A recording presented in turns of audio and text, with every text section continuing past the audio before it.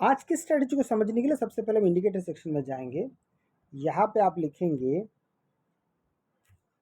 Mean. आप जैसे सिर्फ मीन लिखते हैं तो आपके सामने बहुत सारी एक एक चीज़ आपके सामने आ गए। तो इसमें से आपको कौन सा चाहिए, यहाँ पर आप नीचे आएंगे तो आपको यहाँ पे एक इंडिकेटर दिखाई दे रहा है, मीन रिवर्शन चैनल। ठीक है, इसको हम अपने चैनल पे, अपने चार्ट पे इस्तेमाल करेंगे। ये आ गया। अब इसके इंडिकेटर सेक्शन में हम चलेंगे, इंडिकेटर सेक्शन के सेटिंग्स में चलेंगे और थोड़ा सा नीचे आएंगे तो आपको यहाँ पे ये वाला एक वैल्यू दिखाई दे रहा है 2.415। इसको हमें थोड़ा सा काट छाट करना है। काट छाट क्या करना है, जो 415 है, 0.415 उसको हटा देना है, सिर्फ 2 रखना है बस। इतना जैसे आप रखते हैं तो आपके लिए थोड़ा सा ज़्यादा सिस्टमेटिक हो जाता है। अब बारी आती है इसको समझने की, इसकी तैयारी करने की। तो इसको हम कैसे समझेंगे, इस पर तैयारी हम कैसे करेंगे, एक एक करके समझते हैं। सबसे पहले इसको अगर मैं अपनी भाषा में कहूँ तो यहाँ पे जो जोन है ये ओवरबॉट जोन है। ऊपर का जो आपको ऑरेंज कलर दिखाई दे रहा है, नीचे का जो ऑरेंज कलर दिखाई दे रहा है, ये आपको बताएगा कि मार्केट यहाँ पे ओवरसोल्ड जोन है। अब अगर मैं इसका भी इस्तेमाल करता हूँ, मैं आपको थोड़ा सा इसको दिखा देता हूँ। देखिए इसको हम इस्तेमाल कैसे करेंगे। जैसे मार्केट जब कभी, जैसे कि ये इतना बड़ा गैप अप खुला, इसको समझिए आप पहले।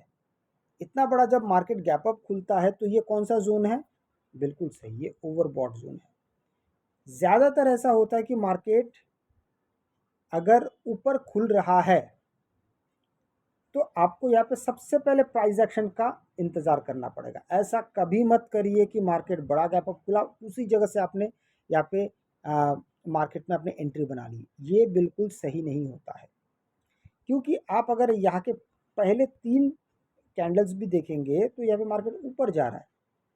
तो बेहतर है कि आपको यहाँ पे पुट साइड के तरफ एक प्रयास देखना पड़ेगा, प्राइस एक्शन देखनी पड़ेगी। तो यहाँ पे आपको मिलता है यहाँ पर एक प्राइस एक्शन, और यहाँ से लेके आप पाते हैं कि मार्केट धीरे धीरे समय के साथ बहुत ज़बरदस्त तरीके से आप इसके निचले स्तर तक की भी अगर आप वेट करते हैं, मतलब मान लीजिए यहाँ कहाँ तक नीचे आया है, यहाँ पे जाके यहाँ पे आया पूरी तरीके से नीचे, आप एंट्री कहाँ से कर रहे हैं, यहाँ से एंट्री कर रहे हैं। यहाँ से लेके यहाँ तक, यहाँ से लेके यहाँ तक एक बहुत बड़ा पॉइंट होता है। फिर थोड़ी देर बाद फिर मार्केट यहाँ से ऊपर ज़रूर गया है। इन सब चीज़ों को जब आप देखते हैं तो आपके लिए चीज़ें काफ़ी आसान होने लगती है।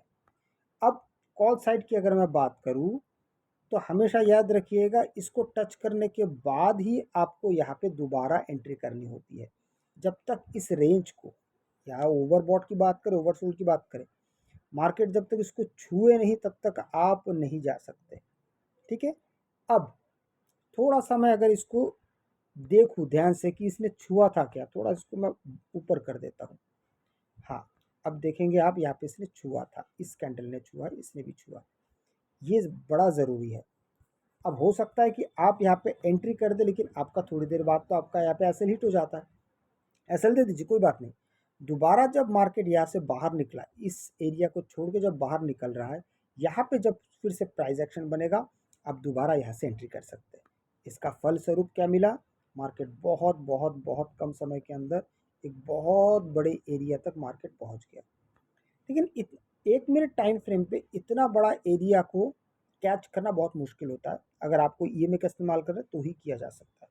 अदरवाइज आप सिर्फ प्राइस एक्शन के हिसाब से भी यहाँ से लेके यहाँ तक भी अगर पहुँचते हैं तो भी आपके लिए एक बड़ा सा मोमेंटम, कम से कम यहाँ पे 150-200 पॉइंट आपके लिए आसानी से यहाँ पे मिल जाता था। चलिए एक दिन और देखते हैं कि मार्केट खुलने के बाद ये कैसा दिखता है, कैसे इसमें एंट्री की जा सकती है, कहाँ कहाँ गड़बड़ी हो सकती है, दोनों। जैसे कि आप यहाँ पे देख सकते हैं कि ये मार्केट ओवरसोल्ड पोजीशन पे खुला है, पिछले वाले से उल्टा। यहाँ पे आप क्या कर सकते हैं, आपको ये ध्यान देना पड़ेगा कि यहाँ पे फिर से एक प्राइस एक्शन बनना चाहिए। जब तक प्राइस एक्शन नहीं बनेगा तब तक यहाँ पे आप एंट्री नहीं करेंगे। तो कॉल साइड में हमें प्राइस एक्शन चाहिए।